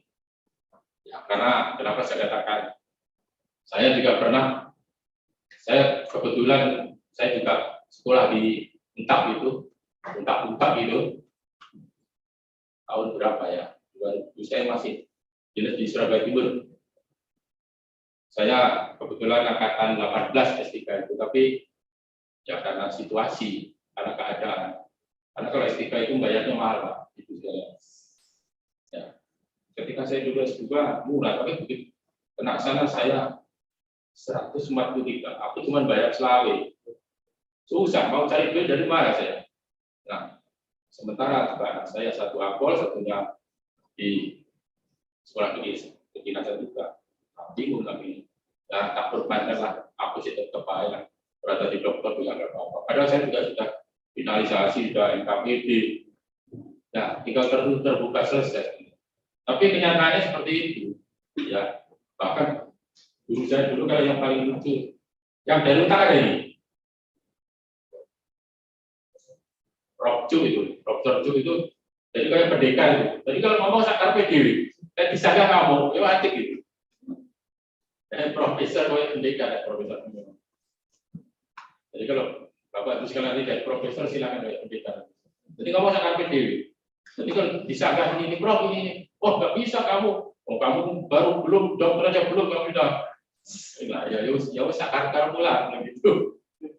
Nah saya ini memang tipikal orang yang suka berengkel saya. Nah, lanjut visum et repertum. Jadi keterangan ahli atau surat. Jadi keterangan ahli itu nanti bisa ahli didatangkan, bisa kasus lapor. Kalau lapor tidak perlu nanti datang ahlinya, tapi suratnya saja. Jadi bahwa ini narkoba jenis ini, maka visum cukup dengan itu. Tapi kalau memang penting perlu, maka ahlinya didatangkan untuk bersumpah di depan hakim. Lanjut.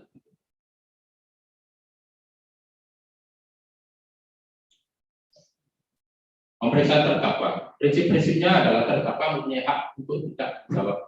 Jadi terdakwa boleh tidak menjawab itu. Makanya jawabannya kadang-kadang kalau tidak tahu, jawaban tidak tahu, tidak jawab paling populis. Lupa.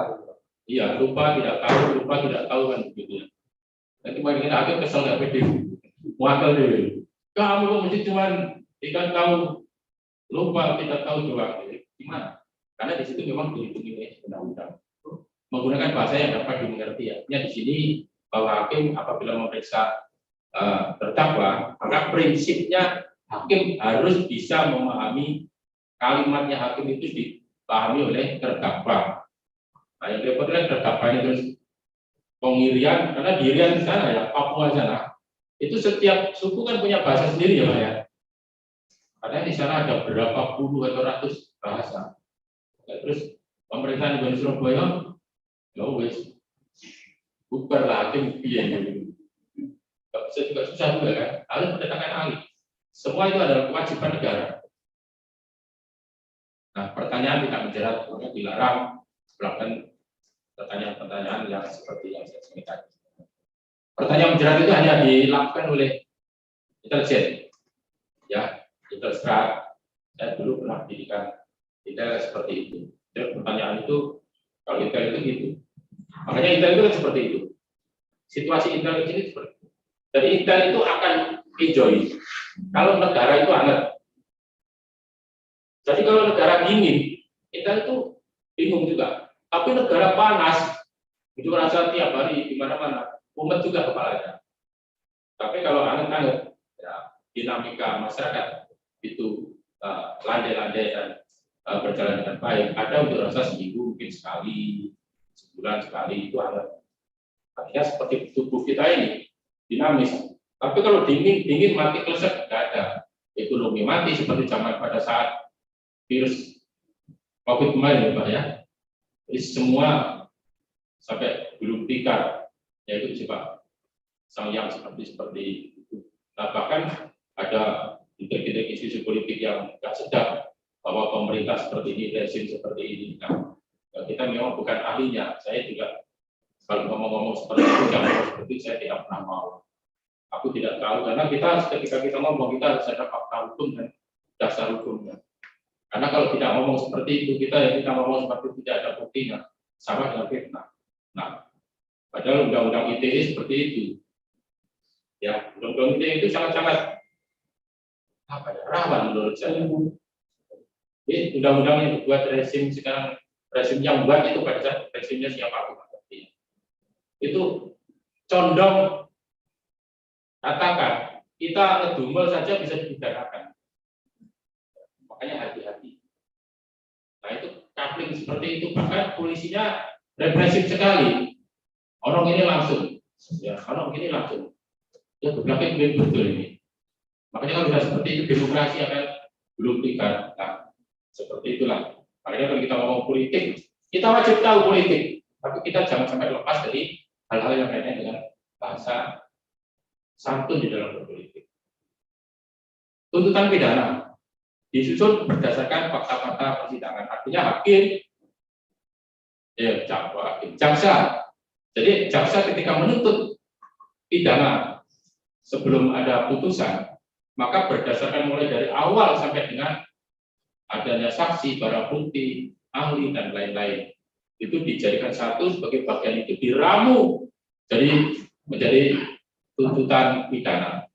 Makanya ketika unsur pasal yang diajukan oleh jaksa dakwaan itu terpenuhi, ya dia tinggal menuntut semua seperti apa yang dia. Atau kalau memang mentah atau tipis, ya terlalu primer, maka seperti itu. Bahkan kemarin kan tuntutannya menjadi aneh. Kasusnya Sambo itu Pak ya. Itu kalau saya berpikir, maaf ini ya, saya sebagai pribadi, itu ada unsur-unsur politisnya. Karena apa? Dari awal sudah terdapat isu yang tidak sedap. Kalau majelis hakim itu sudah kena gelontoran dari terdakwa gitu. Nah, untuk melakukan hal seperti itu, pendapat ini pribadi ya. Pendapat boleh-boleh saja, kalau saya tidak menjatuhkan siapapun. Jadi, coba Eliezer itu tuntutannya 12 tahun ya? 20 tahun Pak. Eliezer? Iya, 20 tahun, terus sekarang 20 tahun. 12 tahun. 20 tahun, makanya 12 tahun. Makanya 12 tahun bisa menjadi 1,5 tahun. Dan jaksa tidak melakukan banding itu. Ada apa? Nah, terus si Putri itu ancamannya berapa? Putri 20 tahun. 8 tahun. 8 ya? Lah ya. 8 menjadi 20 tahun. Rizky Rizal itu 8 juga menjadi 15. Bahkan, tapi kalau Pak Sambo itu saya dari awal sudah memang terpenuhi untuk hukuman mati. Ya. Yang lain-lain itu loh, menurut saya itu disitulah jelinya seorang penasihat hukum. Nah, dari situ akhirnya kita bisa menilai apa iya seorang Rizky Rizal itu bisa menentukan seperti itu sampai kenanya sekarang maksimal seperti itu. Kalau Putri Chandrawati menurut pendapat saya justru memang yang kompornya dari situ. Coba dia tidak ngomongnya ke istri suaminya, tidak akan terjadi seperti itu. Itu pun bahkan saya sependapat apa yang disampaikan oleh mantan kuasa hukumnya Elisa yang pertama itu, yang gondrong itu. Ya, ada memang permainan di situ, permainan asmara antara PC dengan itu. Dukanya seperti itu. Kita sebagai seorang pemerhati hukum harus bisa memberikan seperti itu. Jangan aku nggak percaya di situ. Kita harus memberikan analisa. Walaupun analisa itu keliru sekalipun, kita harus secara periodik. Nanti akan belajar lama-lama kita akan menjadi tajam. Ya, di situ memang ada tindakan seperti itu. Karena apa? Sebetulnya kan kejadian itu kalau menurut pendapat saya pernah terjadi seperti itu, ketahuan sama si sopirnya itu.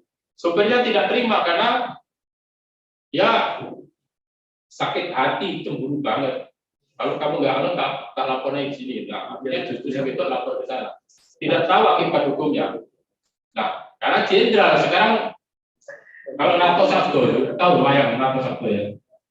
Nato Sabdo itu seperti itu. Pernah menyampaikan. Wong lanang itu walaupun sesabar-sabarnya wong lanang ada dua yang masuk wong lanang tidak bisa sabar. Pertama apa? Lukai atau sakiti anaknya, pasti marah saya. Yang kedua, dan sarungi kalau itu ribut, sarungi. Yang itu ada ibu itu. Nah, sarung itu dipakai besok kiri, makanya geger sama orang lain. Nah, dari situlah laki-laki, di mana-mana laki-laki. Jadi bukan Madura saja, karena harga diri sebenarnya setiap manusia punya. Nah, hanya saja kelewat. Ya, kelewat. Ya, disitulah kekurangannya. Karena tidak pernah tersentuh. Dia adalah polisi. Jadi di propam itu siapapun takut, bahasa kasarnya bukan hanya wibawa tapi menakutkan. Betul. Tapi saya ketika di kampus itu propam di sana itu justru banyak minta saran pendapat kepada saya. Bahkan mau memecat orang itu juga banyak minta pendapat kepada saya seperti apa yang saya jelaskan. Jadi rasio legisnya seperti itu, fakta-fakta seperti itu. Nah, kita lihat tentang undang-undangnya. Nah, tentunya tidak lepas dari hal-hal yang memberatkan dan meringankan. Makanya propam itu seperti itu. Nah, yang di sana tidak seperti yang saya sampaikan tadi. Nah, dia berdiri sendiri seperti di Menara Gading sana tidak tersentuh oleh apapun, akhirnya arogan. Nah, begitu arogan ya seperti itu. Nah, karena memang istrinya diganggu, akhirnya bisa berpikir seperti itu. Inilah. Makanya kalau sudah namanya emosi, orang kopral, orang jenderal sama. Makanya kalau kita jadi bodoh ya seperti itu. Ya, makanya itu pelajaran berharga bagi kita semuanya, Bapak sekalian. Jangan untuk hindari ya. Tapi kalau kita mendapatkan ujian dari yang bikin hidup seperti itu, supaya kita banyak mawas diri, introspektif dulu, komunikasi dengan siapapun yang merasa bisa kita ajak komunikasi. Habis itu. Nanti kita ada sesi kedua ya Pak ya. Ya. Saya lanjutkan. Identitas terdakwa disampaikan, dakwaan dan pasal yang dilanggar. Tentu di situ ada unsur-unsur pasal yang didakwakan. Jadi dari awal ketika penyidik bolak-balik barangkali ada P18, P19, ya ada pembenaran atau tambahan atau pengurangan pasal. Setelah masuk ke sini maka tuntutan pidana setelah diuji oleh hakim mulai dari awal sampai terakhir, maka disitulah tugas daripada jaksa penuntut umum.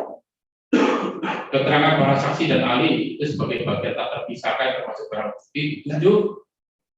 Nah, kalau kasus 284, ada yang pernah menangani kasus 284? Barangkali yang pernah Bapak Ibu sekalian magang, ada?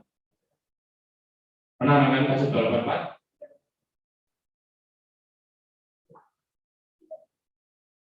Syarat material apa atau formil apa yang harus dipenuhi kasus 284? Orang masuk, mohon maaf ya, kalau ya. Jadi 284 itu orang berdua masuk hotel, ditangkap, itu belum bisa dikatakan perzinahan, belum bisa dikatakan overspell. Sebagaimana kasus 284 itu. Alhamdulillah. Ya wis gak apa-apa. Ya. Saya mohon maaf ya, kode lanang nih, kode asu nih kan ini. Karena kan gitu. Kalau benar kan tuh, mau lanang itu aslinya asu kabeh.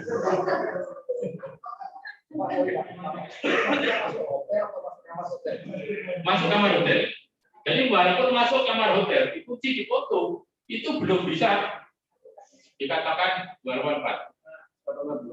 Lepas baju raku-rakulan tenggone kamar itu belum bisa dikatakan 284. Jadi perbuatan material ya, mohon maaf ya, ini kan sudah dewasa semua ya. Jadi 284 itu memang pasal khusus Bapak Ibu sekalian.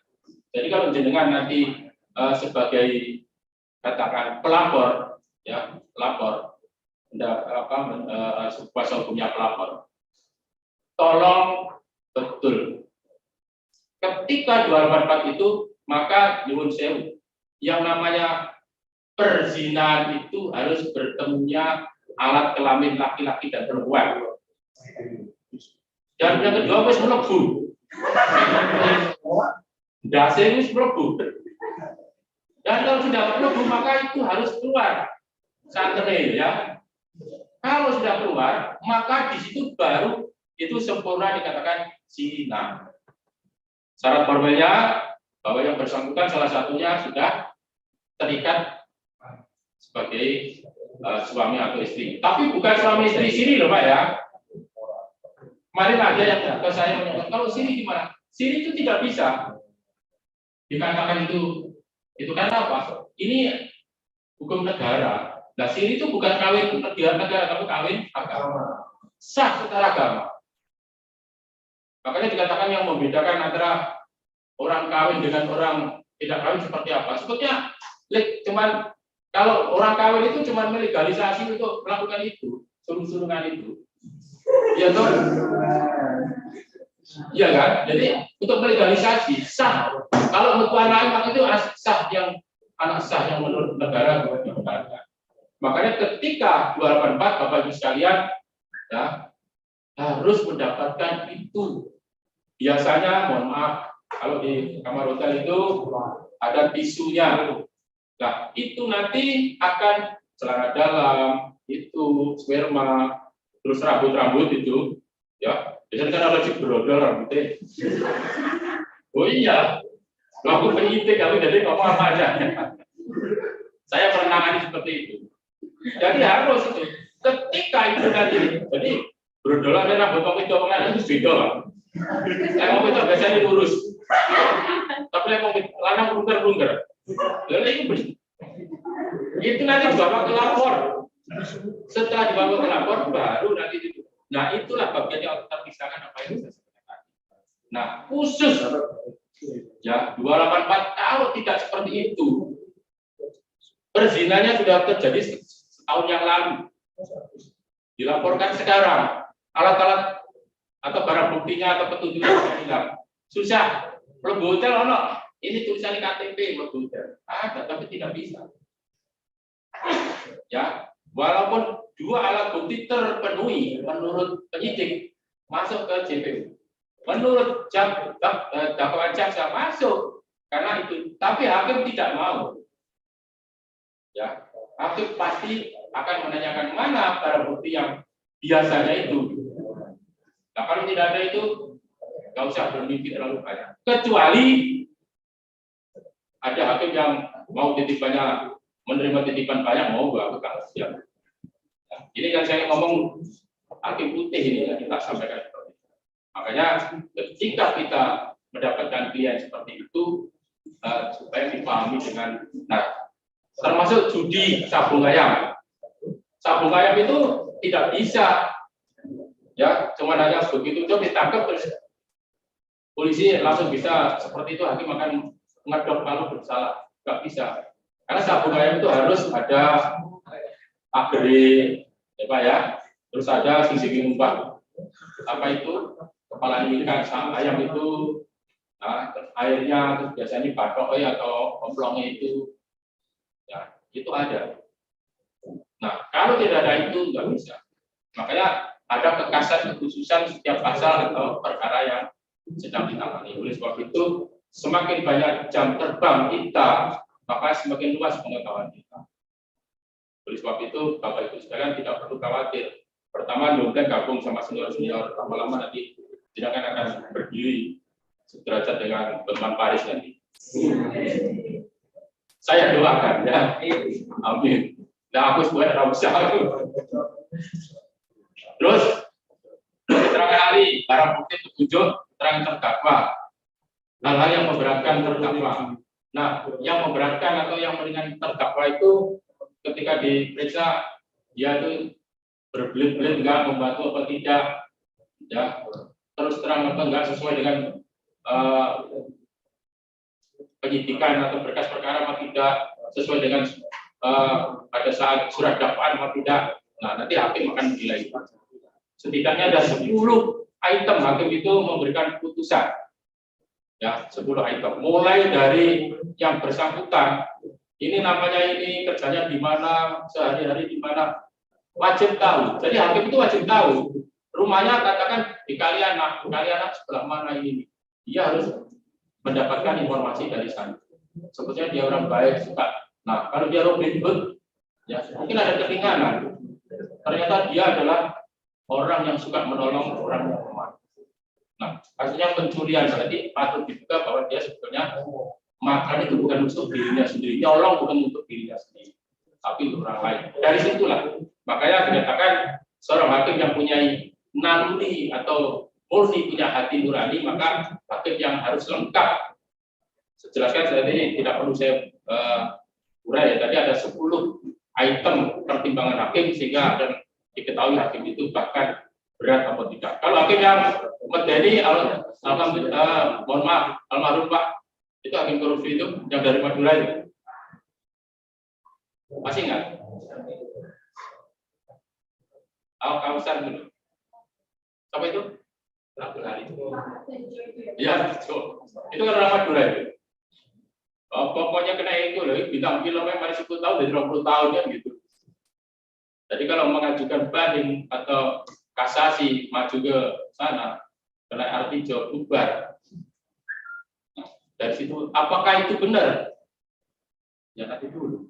Makanya ketika hakim itu seperti itu, kalau hakim killer seperti itu, sebetulnya pertimbangan hakim benar atau enggak? Kita kaji dulu. Jangan asal hakim menakutkan. Artijo itu menurut saya menakutkan, tapi tentang tindak benar dalam equality before the law-nya itu benar apa enggak? Kita, kalau saya pribadi meragukan ya. Tapi itu menjadi bagi pelajaran berharga bagi pencoleng-pencoleng negara itu. Sama dengan mantan Bupati Sidoarjo ya. Keluar sekarang ditangkap lagi ya. Malah sekarang kasih gratifikasi. Gratifikasi itu ancamannya 12 tahun. Nah, jadi paling hukum dalam korupsi itu, pasal korupsi itu yang paling tinggi adalah gratifikasi. Ini. Jadi Pak, siapa itu mantan? Tapi katanya memang jadi tuan tanah di Sidoarjo. Ya tambahnya banyak ya. Pernah macam nggak teman? Jadi hal-hal yang meringankan dan memberatkan terdakwa itu harus menjadi kajian seorang hakim dengan benar. Nah, maka hakim, jaksa, Lanjut, tuntutan pidana sekian tahun, sekian bulan, itu juga berdasarkan fakta-fakta hukum yang diurai mulai dari awal dibuka hakim sampai dengan selesainya atau kesimpulan di dalam permasalahan perkara pidana. Demikian Bapak Ibu sekalian, untuk sesi pertama sampai di sini. Nanti untuk sesi berikut kita akan bertemu kembali, dan untuk ini pertama saya ucapkan terima kasih atas perhatiannya. Nanti ketemu lagi di dalam sesi yang kedua. Demikian saya serahkan kembali kepada Oke, baik, terima kasih. Beri aplaus. Oke, waktu sudah menunjukkan istirahat, dan untuk pemateri dan peserta PKPA dipersilakan untuk istirahat terlebih dahulu, dan nanti kembali lagi ke ruangan pada pukul 13.20. Jadi 13.20 harus sudah kembali lagi ke ruangan ini untuk melanjutkan materi yang selanjutnya. Terima kasih.